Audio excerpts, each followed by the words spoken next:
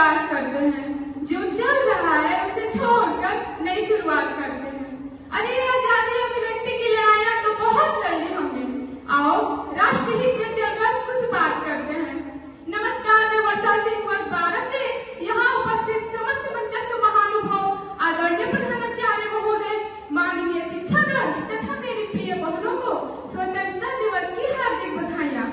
जैसा कि हम सभी जानते हैं कि आज ही के दिन अर्थात 15 अगस्त सन 1947 ईस्वी को हमारा देश आजाद हुआ